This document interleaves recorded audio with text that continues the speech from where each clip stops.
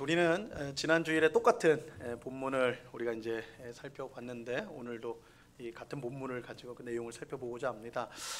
지난 주일에는 오늘 읽은 본문 1절을 중심으로 해서 사도 바울이 그리스도 예수의 갇힌 자가 되었다는 그 고백이 무슨 뜻을 갖고 있는지를 우리가 이제 집중해서 살펴보았습니다.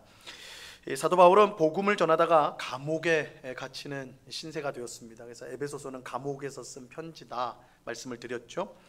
이 일은 에베소 교회 성도들에게는 큰 낙심이 되었습니다. 에베소 교회 성도들은 대부분 이전에는 우상을 섬기던 이방인들이었는데 복음을 듣고 하나님은 여호와 하나님 한 분밖에 없는 거구나, 구원자는 예수 그리스도만이 참 구원자구나, 그것을 믿음으로 이제 돌아온 사람들이 이 에베소 교회 성도들이었어요. 그러니까 우상을 섬기다가 하나님을 믿게 되었으니까 그들 마음 가운데는 내가 이전에 우상을 섬길 때보다 이제 하나님을 섬길 때 더 큰 뭔가 복을 받고 또 삶이 잘 되고 뭐 이런 기대감이 분명히 있었을 거란 말이에요. 그런데 그런 기대감을 갖고 있던 에베소 교회 성도들에게 복음을 전하다가 바울이 감옥에 gat혔다라는 그 소식은 그들의 마음을 낙심케 만들 수 있었던 것입니다. 어떻게 하나님의 이 일을 하는 사도 바울이 이렇게 감옥에 갇힐 수가 있는가? 복을 받기는커녕 어떻게 이렇게 감옥에 갇히는 고난을 받을 수가 있는가? 우리가 하나님을 믿는 것이 이게 정말 복된 일인가? 하나님을 믿는다는 것이 정말 우리가 기대한 그런 일들인가? 뭐 이렇게 생각하면서 낙심에 빠졌다는 거죠. 사도 바울은 에베소 교회 성도들이 낙심한 것을 알고 그들을 격려하기를 원했습니다. 사도 바울은 낙심하지 말라고 하면서 오히려 자신이 감옥에 갇힌 일이 너희에게 영광이 된다, 너희의 영광이다, 이렇게 말을 해요. 너희가 생각하는 것처럼 감옥에 갇힌 일은 실패가 아니라 오히려 영광이라는 거예요. 그 이유는 사도 바울이 감옥에 갇히는 것을 두려워하지 않고 복음을 전해서 수많은 이방인이 구원을 받았기 때문입니다. 이 바울의 고난으로 수많은 사람이 구원을 받는 영광이 나타나게 된 것이죠. 그래서 사도 바울은 자신을 그리스도 예수의 갇힌 자다, 이렇게 표현을 하고 있는 것입니다. 자신이 감옥에 갇힌 것이 어떤 우연한 일 때문에 혹은 불행 때문에 되어진 것이 아니라 예수 그리스도의 뜻 가운데 되어진 것이다. 예수님께서 나에게 이방인에게 복음을 전하라고 하셔서 그 말씀에 순종하였고, 그것이 그 뜻 가운데 수많은 이방인들이 주님 앞에 돌아왔는데 그 일 가운데 내가 감옥에 갇히는 이 일도 포함되어져 있는 것이다. 그러니까 내가 감옥에 있는 것은 너희를 낙심케 하는 게 아니라, 너희를 불행케 만드는 일이 아니라 오히려 하나님의 뜻이 이루어진 것이다. 수많은 이방인들이 구원을 받은 일로 열매를 얻었기 때문에 오히려 이 일은 너희의 영광이 되는 것이다. 너희는 낙심하지 말아라, 이렇게 말씀하고 있는 것입니다. 한편 오늘 본문의 2절로부터 7절까지는 하나님께서 바울에게 베푸신 은혜에 대해서 설명을 하고 있습니다. 하나님이 베푸신 은혜에 대해서 설명을 하고 있어요. 이 사도 바울이 지금 하나님께 받은 이 은혜를 이렇게 이제 말하는 까닭은 그가 감옥에 들어가는 것을 무릅쓰고 이방인들에게 복음을 전한 이유가 바로 이 은혜를 받은 것이기 때문입니다. 우리는 하나님께서 바울에게 주신 은혜를 오늘 본문을 통해서 이제 자세히 살펴보고자 합니다. 자, 오늘 본문 2절과 3절 말씀을 보시기 바랍니다. 오늘 본문 2절과 3절 우리가 다 같이 한번 이 말씀을 읽겠습니다. 시작. 너희를 위하여 내게 주신 하나님의 그 은혜의 경륜을 너희가 들었을 터이라. 곧 계시로 내게 비밀을 알게 하신 것은 내가 먼저 간단히 기록함과 같으니. 자, 여러분 어떻습니까? 이 말씀 이해가 확 되십니까? 딱 2절과 3절을 딱 읽어보니까 이 말씀이 이런 뜻이구나 딱 들어오세요?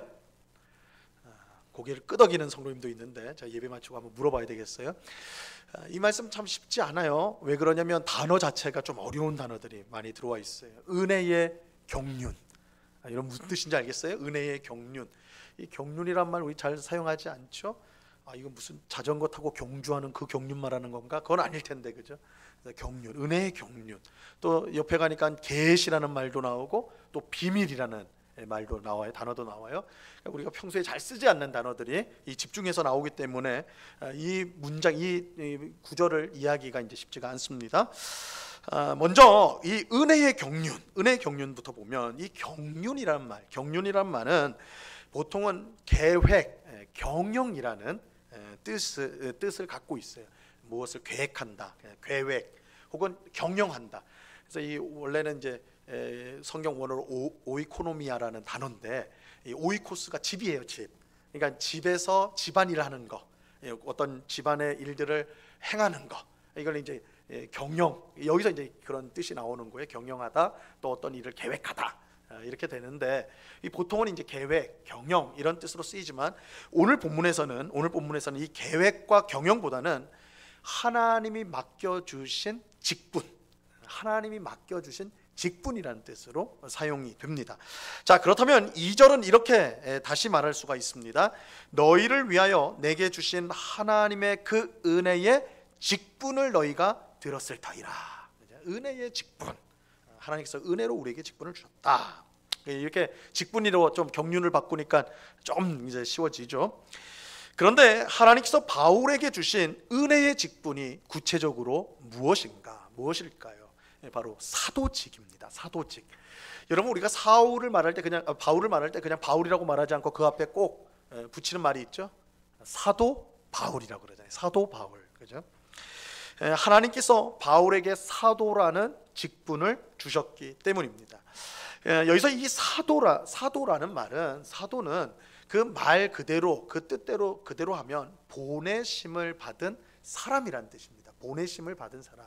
그러니까 보냄을 받은 사람을 사도라고 합니다. 보냄을 받은 사람. 그래서 하나님이 보낸 사람 혹은 예수님이 보낸 사람을 사도라고 그래요. 사도. 그런데 이 사도라는 단어는 좀 더 이제 그 속에 깊은 뜻이 담겨져 있는데, 그냥 보냄만 받은 사람이 아니라 보낸 분을 대표하는 사람이라는 의미가 있어요. 그래서 사도는 하나님이 보낸 사람인데 뭘 하러 보냈냐? 하나님을 대표하기 위해서 보냈다. 그래서 사도는 하나님이 보내어서 하나님을 대표하는 사람, 예수님이 보내어서 예수님을 대표하는 사람이 사도입니다. 사도. 여러분, 가령 이 세계 각 나라에 우리나라 대사관이 있지 않아요? 대사관들이 다 있습니다. 사실은 우리가 이제 해외 여행 자주 하지 않는 한은 사실은 대사관 별로 우리는 피부에 와닿지 않는데, 근데 이제 해외 여행을 할 때 여러분들 여권을 잃어버리는 경우가 간혹 있어요. 여권. 근데 여권은 굉장히 중요한 겁니다. 만약 해외 여행을 하는데 여권을 잃어버렸다, 그러면 어디 가도 보도 못하는 굉장히 어려운 처지에 처하게 돼요. 그럴 때 바로 어디에다 연락을 해야 되냐면 대사관에 연락을 취하셔야 됩니다. 대사관에 연락을 해가지고 내가 지금 여권을 잃어버렸으니까 조치를 취해달라, 이렇게 이제 해야 되는데, 이 대사관들은 각 나라에 있어서 우리나라 국민을 이제 보호해주고 도와주는 그 기관이에요. 그런데 이 대사관에서 가장 높은 직책에 있는 사람을 뭐라고 불러요? 대사라고 부르죠. 대사.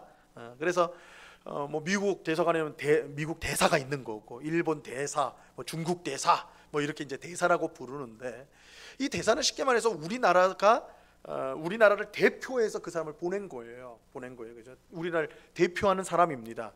대표하는 사람인데, 그런데 그냥 대표해서 보낸 것만 아니라 그 사람이 우리나라를 대표하는 사람이에요. 그래서 대사가 그 나라에서 하는 말은 우리나라 정부 혹은 우리나라 대통령의 권위를 가지고 하는 말로 여겨지게 됩니다. 그래서 대사들이 공식적으로 말할 때는 아무 말 할 수가 없어요. 자기 생각을 말할 수 없습니다.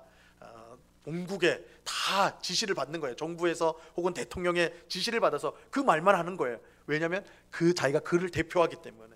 그래서 미국 대사가 미국 정부에 우리 입장을 말한다 하면 그건 미국 대사의 개인의 말이 아니에요. 우리나라 대통령의 말이라고요. 그런 대표성을 가지고 있단 말이에요. 사도도 마찬가지입니다. 예수님은 그의 12제자를 사도로 세우시고 세상으로 보내셨어요. 그래서 12제자나 12사도나 사실은 일맥상통합니다. 12제자를 사도로 예수님이 세우셨기 때문에. 근데 이 12제자는요, 예수님이 보냈다는 의미에서 사도인데, 그냥 보낸 것이 아니라 예수님을 대표하는 자로서 보냄을 받았어요. 그래서 이제 사도라고 부르는 것입니다. 그래서 만약 사람들이 이 예수님의 사도를 영접하면 그것은 사도들을 영접하는 것으로 그치지 않고 누구를 영접하는 것이 되는 거예요? 그를 보낸 예수님을 영접하는 것이 돼요. 요한복음 13장 20절 상반절에 보면요, 이렇게 말씀합니다. 내가 진실로 진실로 너희에게 이르노니 내가 보낸 자를, 여기서 내가 보낸 자가 누구예요? 사도요. 사도를 영접하는 자는 누구를 영접하는 것이요? 나를 영접하는, 예수님을 영접하는 것이다, 이렇게 말하고 있는 것입니다. 바울이 사도라는 직분을 받았다는 것은 하나님과 예수님을 대표하는 사람으로 세상에 보냄을 받은 사람이 되었다는 뜻입니다. 그러니까 바울이 이것을요, 하나님의 은혜로 여겼죠. 예, 여러분 그렇지 않습니까? 하나님과 예수님을 대표하여 보냄을 받았다, 이런 직분을 받았다는 것은 그 자체로 놀라운 영광이죠. 또한 참으로 하나님의 은혜이죠. 그래서 사도 바울이 그 고백을 하는 거예요. 하나님의 은혜의 직분, 그게 바로 사도직을 말하는 겁니다. 근데 사도 바울의 경우 그가 사도가 된 것은 특히 은혜라는 말을 빼놓고는 도저히 설명할 길이 없습니다. 바울에게는 특히 은혜예요. 특히. 왜냐하면 그 이유는 사도가 되기 전 바울은 예수님을 믿는 사람들을 픽박하고 심지어 죽이는 일에 참여했던 사람이었기 때문입니다. 우리가 잘 아는 것처럼 바울은 과거가 있는 남자였어요. 과거가 있었습니다. 바울은 모든 성도의 원수였고 교회의 파괴자였어요. 그는 예수님의 사도는커녕 엄밀히 따지자면 바울은 원래 사탄의 사도라고 말하는 게 더 적당한 거예요. 사탄의 보내심을 받아가지고 성도들을 죽이고 교회를 파괴했던 일을 한 사람이 바울이었어요. 물론 자기 스스로는 그것이 하나님을 위한다고 했지만 결과적으로는 교회를 무너뜨리는 일을 했기 때문에 하나님의 사도가 아니라 마귀의 사도, 사탄의 사도라 불려도 과언이 아니라고 할 수 있어요. 바울이요, 얼마나 교회를 핍박했는지 몰라요. 성도들을 핍박했는지 몰라요. 그래서 바울은 예루살렘을 중심으로 활동을 하였는데 그 소문이 외국에까지 퍼질 정도로. 그래서 바울 얘기만 들으면, 교회 안에서 바울 얘기만 하면 벌벌벌 떠는 거예요. 그러니까 옛날에 호랑이 얘기하면 막 떠는 것처럼 바울 그러면 성도들이 떨었어요. 그 정도로 교회를 잔악하게 핍박하고 파괴했던 사람이 바울이었단 말이에요.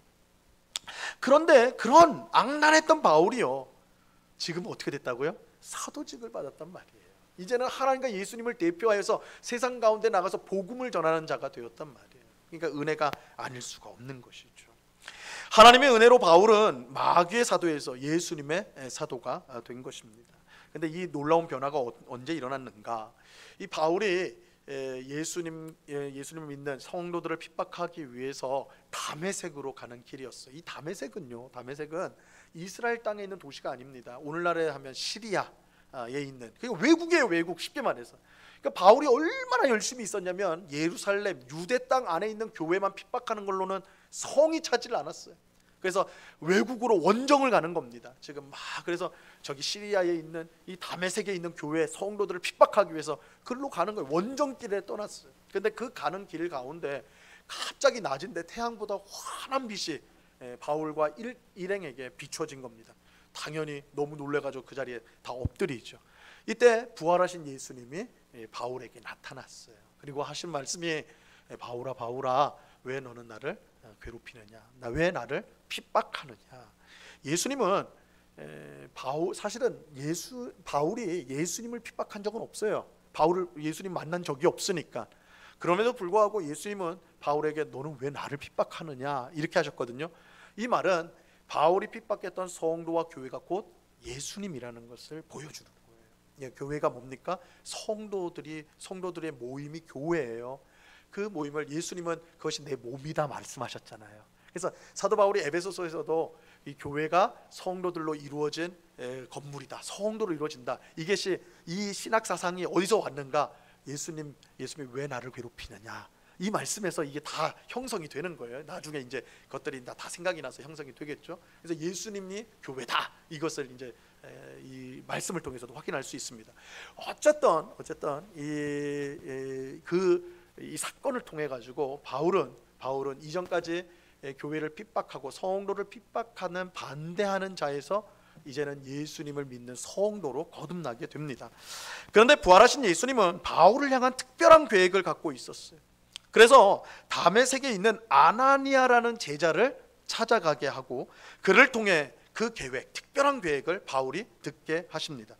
예수님의 계획은 쉽게 말해서 바울을 이방인에게 복음을 전하는 사도로 세우는 것이었습니다. 사도행전 9장 15절에 보면 바울을 향한 예수님의 계획이 이렇게 나와 있습니다. 자, 이 말씀 같이 한번 읽어봅니다. 시작. 주께서 이르시되 가라, 이 사람은 내 이름을 이방인과 임금들과 이스라엘 자손들에게 전하기 위하여 택한 나의 그릇이라. 지금 예수님께서 아나니아에게 가라, 누구에게요? 바울에게 가라. 근데 그 사람이 누구냐? 내 이름을 이방인에게 전할 자다. 그래서 예수님께서 바울을 사도로 부르시면서 그를 이방인을 위한 사도로 그렇게 불러 주신 것입니다. 이처럼 예수님은 마귀의 사도로서 교회의 핍박자였던 바울을 이방인을 위한 사도로 변화시켜 주셨어요. 여러분, 이것보다 더 큰 은혜가 어디 있겠어요? 이것보다 더 큰 은혜가 어디 있겠습니까? 마귀의 사도로서 하나님과 교회를 대적하고 파괴했던 일을 바울이 했어요. 여러분, 그 죄를 따라 심판을 받는다면 바울은 지옥 중에서도 가장 끔찍한 지옥으로 떨어지는 것이 합당한 사람일 것입니다.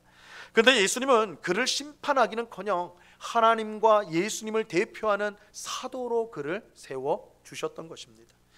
이것은 마치 대역죄를 지어 사형에 처해야 될 죄인을 나라를 대표하는 대사로 임명하는 것과 같은 거예요. 그러니까 우리가 상상력으로 쓰는 소설에서도 이렇게 극적인 일은 많지 않을 거예요. 그죠? 이게 말이 됩니까? 막 반역자에서, 그죠? 배신자에서 혹은 핍박자에서 사도로 변한다? 이건 현실에서는 있을 수 없는 것이죠. 그래서 사도 바울은 이 일, 자신에게 이방인에게 복음을 전하는 사도의 직분이 주어진 것을 은혜의 직분이라고 표현을 하고 있는 것입니다. 은혜의 직분이다. 그러니까 은혜라는 말 외에는 자기에게 일어난 이 일을 설명할 방법이 없었던 것입니다. 그래서 바울은 자신의 사도직을 은혜다 이렇게 고백하고 있는 것이죠. 여러분, 교회에서 직분을 받은 우리 또한 하나님의 은혜로 그 직분을 받았다는 사실을 우리는 분명히 알아야 합니다. 내가 교회에 오래 다녔으니까, 내가 저 사람보다는 좀 다른 사람보다는 신앙이 조금 더 나으니까, 내가 다른 사람보다는 더 많은 시간과 물질을 헌신했으니까 내게 직분이 주어지는 것이 당연하다, 이렇게 만약에 생각하는 사람이 있다면, 성도가 있다면 그거 완전히 잘못 생각하는 거예요. 그건 완전히 잘못된 생각입니다. 물론 우리 중 바울처럼 성도와 교회를 핍박한 사람은 거의 없을 거예요. 그래서 우리가 그래도 바울보다는 좀 낫지 않습니까? 우리가 저 정도로 나쁜 사람은 아니었는데, 그러니까 우리가 뭐 직분 받는 거 바울과 비교해 보면 뭐 그럴 수도 있는 거 아닙니까? 이렇게 생각할지 모르겠어요. 하지만 그렇다고 해서 우리가 직분을 받을 자격이 있다는 뜻, 우리가 그처럼 악하지 않았다고 해서 직분을 받을 수 있는 자격이 있다라는 거, 그런 뜻이 아닙니다. 사실 바울이나 우리나 예수님을 믿기 전에 하나님을 거역하고 또한 자기 마음대로 살았다는 점에서는요, 조금도 다를 바가 없어요. 우리는 직분을 받아야 마땅한 사람들이 아니라 사실은 심판을 받아야 마땅한 죄인들이었습니다. 여러분, 우리가 착각해서는 안 돼요. 교회 생활을 오래 하다 보니까, 신앙생활을 오래 하다 보니까 우리는 원래 이렇게 택함 받은 사람이고 좋은 사람이고 천국에 갈 사람이고 이렇게 착각하기 쉽지만 그렇지 않다라는 거예요. 우리는 심판받아 마땅한 그런 사람들이었다. 하지만 하나님은 그런 우리를 사랑하셔서 구원하셨을 뿐만 아니라 직분을 맡겨 하나님의 일을 하는 영광을 주셨어요. 그야말로 우리가 받은 직분은 하나님의 은혜로 주어진 거예요. 하나님의 은혜로 주신 거예요. 직분이 곧 은혜입니다. 여러분, 직분이 곧 은혜예요. 우리는 이 사실을 항상 기억해야 됩니다. 이 사실 잊지 말아야 돼요. 그럴 때 우리는 받은 직분을 귀하게 여겨 항상 충성할 수가 있습니다. 한국교회의 병폐 중 하나는 받은 직분을요 은혜로 여기지 않고 그것을 자기 신앙의 수준을 보여주는 것이나 보여주는 증표나 혹은 교회 안에서의 위치 혹은 계급 정도로 생각한다라는 것입니다. 여러분, 이게 한국교회의 크나큰 병폐입니다. 우리가 회사에서 보면 과장도 대리도 있고 과장도 있고 부장도 있고 사장도 있고 막 이렇게 직급들이 있잖아요. 교회 안에 있는 직분을 그렇게 이해를 하는 거예요. 집사, 그 다음에 권사, 안수집사, 장로, 목사, 이거를 어떤 회사나 어떤 세상의 조직의 그런 계급이라든지 어떤 순서로 그렇게 생각을 하기가 쉽습니다. 그런데 결코 그렇지 않습니다. 그러니까 우리가 이제 그렇게 생각을 하다 보면 어떤 현상이 일어나게 되냐면 직분을 받기 전에는 굉장히 겸손하게 잘 섬겨요. 잘 섬기는데 직분을 받은 후에는 어떻게 돼요? 어깨에 힘이 들어가요. 내가 무엇이 된 것처럼 생각을. 그래서 섬기기보다는 뭘 받기를 좋아해? 섬김 받기를 좋아하는 거예요. 섬김 받지를 못하면 섭섭해하고 그런 마음들이 들어가는 거예요. 여러분, 우리는 직분이 하나님의 은혜로 주어진 것이며 은혜 그 자체라는 것을 꼭 기억해야 됩니다. 여러분 직분을 갖고 계십니까? 은혜의 직분이에요. 은혜의 직분. 하나님은 은혜로 주신 것이에요. 내가 자격이 있어서 내가 그럴 만한 사람이라서 받은 것이 아니라 그럴 수 없는 사람임에도 불구하고 하나님이 우리에게 은혜로 주신 거예요. 우리는 이러한 사실을 사도 바울의 말씀을 통해서 우리가 그러한 사실을 분명하게 기억할 필요가 있습니다. 귀한 말씀을 잘 들어보세요. 고린도전서 15장 10절 말씀인데 우리가 반드시 기억해야 될 말씀입니다. 이 말씀 같이 한번 읽어봅니다. 시작. 그러나 내가 나 된 것은 하나님의 은혜로 된 것이니 내게 주신 그의 은혜가 헛되지 아니하여 내가 모든 사도보다 더 많이 수고하였으나 내가 한 것이 아니요 오직 나와 함께 하신 하나님의 은혜로라. 사도 바울은 사도의 직분이 은혜라는 것을 분명히 알았어요. 그렇게 그는 모든 사도보다 더 많이 수고하였어요. 하나님의 은혜가 너무 커서 내게 베푸시는 하나님의 은혜가 너무 커가지고 잴 게 없는 거예요. 저 사람이 저만큼 했으면 나도 저만큼만 해야 되겠다. 아니요, 내게 베푸시는 은혜가 너무 크니까 그걸 잴 수가 없어요. 그래서 정말 하나님이 원하시는 만큼 해야 되겠다 해서 많은 일들을 감당했어요. 그래서 다른 모든 사도들보다 더 많은 일들을 하였습니다. 근데 더 많은 일을 하였다고 해서요 사도 바울은 우쭐을 하지 않았어요. 자신을 내세우지도 않았어요. 왜요? 사도 바울은 이렇게 생각을 했어요. 내가 다른 사도들보다 더 많은 일을 하였지만 이 일을 한 것은 내가 한 것이 아니라 누가 해요? 내 안에 함께하는 하나님의 은혜가 한 것이다. 이렇게 고백하는 거예요. 그렇죠? 내가 한 것이 아니요 오직 나와 함께 하신 하나님의 은혜로라다. 하나님의 은혜가 원동력이 되어가지고 내가 더 많은 일을 하였다라는 거예요. 여러분, 이것이야말로 직분이 은혜임을 깨달은 성도의 참 고백이에요. 은혜가 일하게 하는 거예요. 내게 주신 직분이 은혜요. 또한 이 직분을 감당하는 것이 은혜요. 그래서 이 일을 많이 해서 내가 수고했다 할지라도 내가 자랑할 게 없어요. 내 안에 은혜가 역사하였기 때문에. 여러분, 이것이 직분이 은혜인 것을 아는 성도의 참 고백이에요. 그래서 일을 하는 게 감사한 거예요. 주님을 섬기는 게 감사한 거예요. 이웃을 섬기는 게 감사한 거예요. 내 안에 은혜의 역사가 있다는 증거이기 때문에. 그것이 내 자랑이 되지 않아요. 나를 내세우는 것이 되지 않습니다. 그것을 사람들이 몰라줘도 아쉽지 않아요. 왜냐하면 하나님의 은혜가 내 속에서 역사해내는 것이기 때문에. 이것이 하나님의 은혜로 직분을 받은, 또한 은혜로 직분을 감당하는 성도의 참 모습인 것입니다. 그런데 하나님의 은혜는 이 바울을 사도로 세우신 것에서 그치지 않고 계시를 통해 그리스도의 비밀을 아는 은혜를 또한 베풀어 주셨습니다. 자, 오늘 본문 3절 말씀을 보시기 바랍니다. 오늘 본문 3절 같이 읽습니다. 시작. 곧 계시로 내게 비밀을 알게 하신 것은 내가 먼저 간단히 기록함과 같으니. 자, 사도 바울은 하나님께서 계시로 내게 비밀을 알게 해 주셨다 이렇게 말하면서 그것을, 내게 계시로 알게 해 주신 그것을 내가 먼저 간단히 기록한 것과 같다, 이렇게 말을 하고 있어요. 여기서 먼저 간단히 기록했다라는 것은 우리가 지금까지 살펴보았던 에베소서 1장과 2장의 말씀을 가리키는 거예요. 그러니까 바울이 지금 에베소서 1장과 2장, 우리가 이미 주일마다 다 살펴보았죠. 그 내용들이 1장과 2장에서 기록한 하나님이 우리에게 베푸신 위대한 구원이라는 그 주제의 말씀들이 실상은 하나님께서 바울에게 은혜로 그의 계시를 통해 알려주신 그리스도의 비밀이었다는 거예요. 그리스도의 비밀이었다는 거예요. 사도 바울은 에베소서 1장과 2장의 내용을 읽어보면 내가 그리스도의 비밀을 깨달은 자라는 것을 너희가 알게 될 것이다, 이렇게 말하고 있습니다. 자, 4절 말씀 보세요. 오늘 본문 4절 같이 읽습니다. 시작. 그것을 읽으면 내가 그리스도의 비밀을 깨달은 것을 너희가 알 수 있으리라. 그러니까 1장과 2장의 내용이 계시로 받아서 너희에게 설명한 그리스도의 비밀이다, 이 말인 것입니다.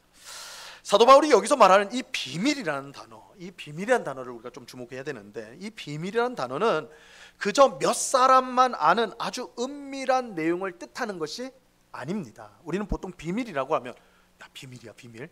너하고 나만 아는 비밀이야. 이럴 때 이제 비밀이란 말 쓰잖아요. 몇 사람만 아는 거, 아주 은밀한 거, 알려지면 안 되는 거, 이거는 이제 비밀이라고 하는데, 이 성경에서 말하는 비밀은 그런 비밀하고는 다릅니다.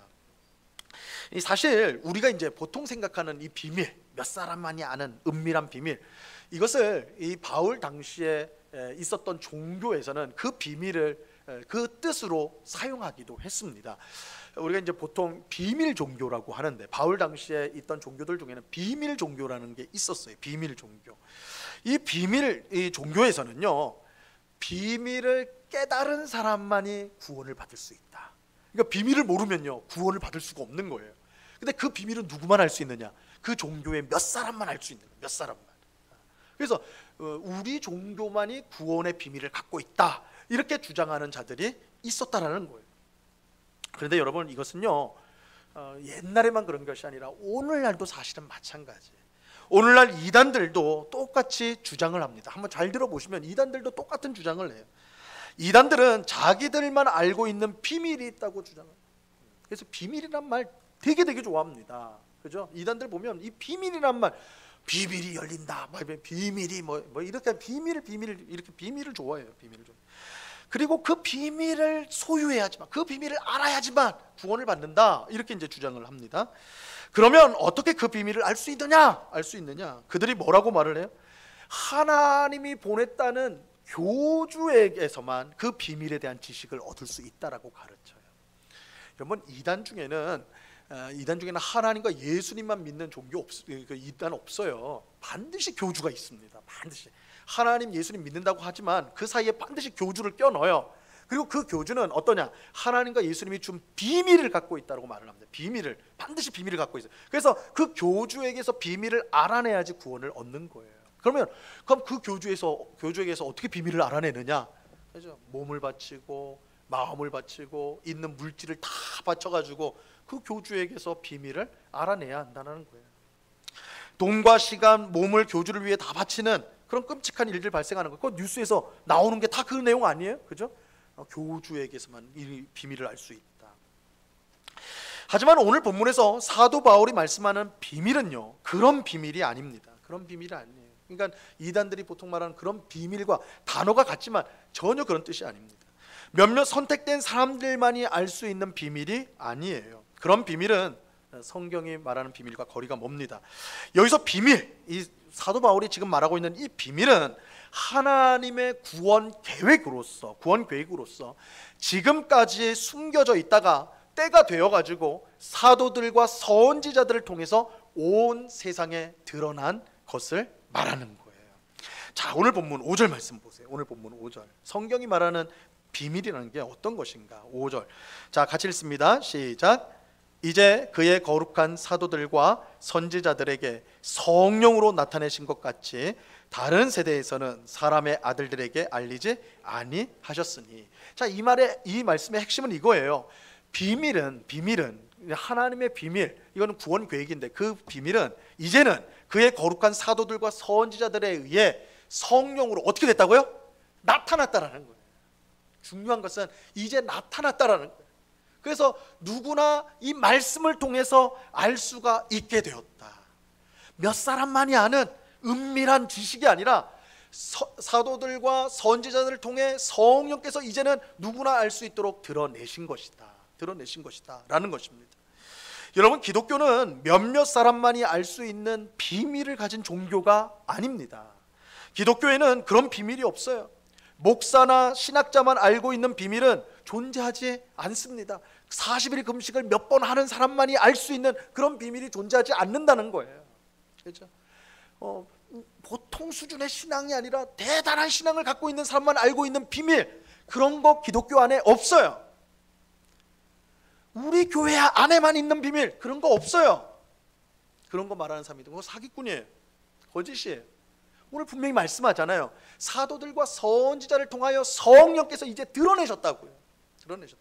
누구나 할 수 있어요. 사도 바울이 그래서 에베소서 1장과 2장에 그 내용을 쓴 거예요. 너희가 그 내용을 읽어보면 내가 그리스도의 비밀을 아는 자인 것을 너희가 알게 될 것이다. 이제는 드러난 거예요. 이제는 드러난 거예요. 그러므로 우리 교회에만 와야지 구원을 받을 수 있다, 우리 교회에만이 구원이 있다, 이렇게 말하는데 절대 따라가서는 안 돼요. 그거 엉터리예요. 하나님은 우리에게 그런 비밀을 주신 적이 없습니다. 하나님의 비밀은 이제 모두가 알 수 있도록 드러났어요. 자, 그러면 그 구체적인 내용이 뭐냐? 비밀의 내용이 무엇입니까? 6절을 보세요. 6절에서 사도 바울이 그 내용을 요약합니다. 같이 읽습니다. 시작. 이는 이방인들이 복음으로 말미암아 그리스도 예수 안에서 함께 상속자가 되고 함께 지체가 되고 함께 약속에 참여하는 자가 됨이라.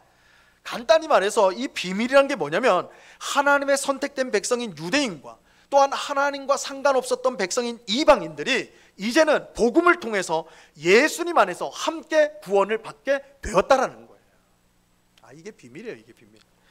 이제는 유대인이든 이방인이든 예수님을 믿기만 하면 하나님 앞에서 아무런 차별 없이 그의 백성이 될 수 있다.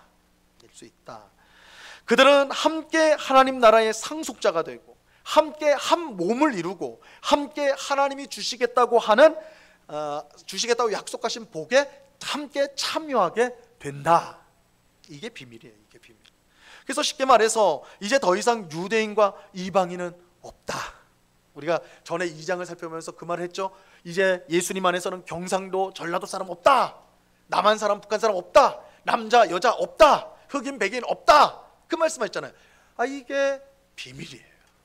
예수 그리스도를 통해서 이 땅의 모든 분열되어진 죄로 말미암아 깨어지고 찢어지고 흩어진 모든 것들이 예수 그리스도 안에서 제 자리를 다 찾게 된다라는 거예요. 하나가 된다라는 거예요. 그런데 우리는 유대인과 이방인이 이처럼 새로운 한 사람으로 재창조되는 것을 2장에서 이미 살펴보았어요. 그죠? 그게 비밀이에요. 그게 비밀이었다는 거예요. 사도 바울은 이것이 바로 계시를 통해 알려주신 비밀의 내용이라고 지금 말하고 있는 것입니다.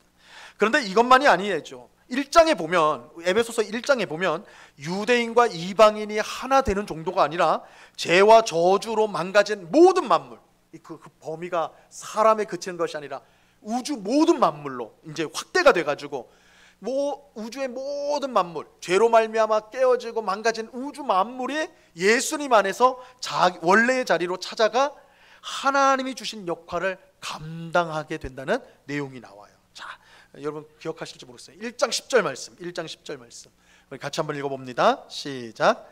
하늘에 있는 것이나 땅에 있는 것이 다 그리스도 안에서 통일되게 하려 하심이라. 여러분, 주일마다 우리가 에베소서 말씀을 계속 지금 보고 있는데, 에베소서 말씀을 읽었다, 우리가 배웠다, 혹은 말씀을 들었다 하면 잊어서는 안 되는 말씀이에요. 1장 10절 말씀이에요. 이게 어떻게 보면 에베소서 전체를 관통하고 있는 굉장히 중요한 핵심 구절이에요. 여기서 통일, 예수님 안에서 만물이 통일된다고 할 때 이 통일은 남북 통일 아니라고 그랬어요. 제가 계속 말씀드려요. 남북이 통일되는 거 아니고 예수님 안에서 죄로 말미암아 자기 자리를 잃어버렸던 모든 만물, 거기는 사람도 포함되어 있어요. 유대인, 이방인도 포함되어 있는 거예요. 사람들이 예수님 안에서 다 자기 제자리를 찾아가는 거예요. 이것이 하나님께서 바울에게 계시로 알려주신 그리스도의 비밀이에요. 비밀. 이게 그러니까 에베소서 1장과 2장에 나온 내용이고, 바울은 지금 에베소 교회 성도들에게 너희가 내가 쓴 앞에서 쓴 그 내용을 너희가 읽었다면 내가 계시로 그리스도의 비밀을 아는 자임을 너희도 알 것이다, 이렇게 말하고 있는 것입니다. 사도 바울은 하나님의 은혜로 사도의 직분을 받았을 뿐만 아니라 지금까지 감춰졌던 그리스도의 비밀을 계시를 통해 알게 되었습니다.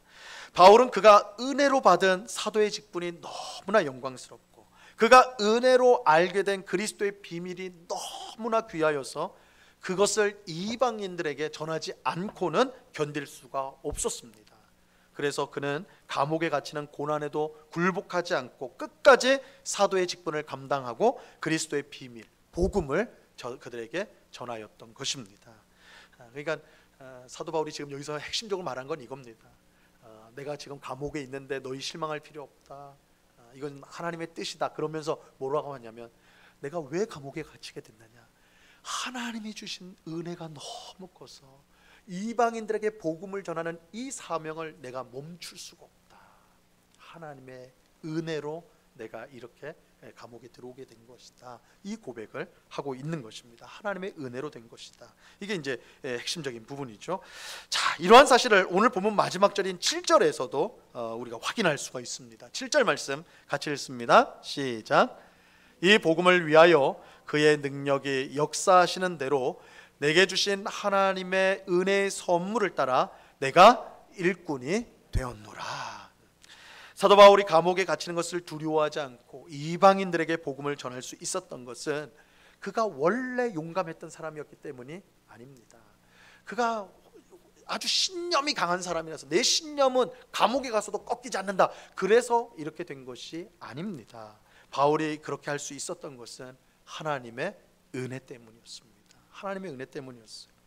오직 하나님의 은혜로 그는 복음의 일꾼이 되었고, 감옥을 두려워하지 않고 복음을 전하는 하나님의 일꾼으로 살 수가 있었던 것입니다. 바울이 이 부분을 지금 계속해서 강조하고 있는 것입니다.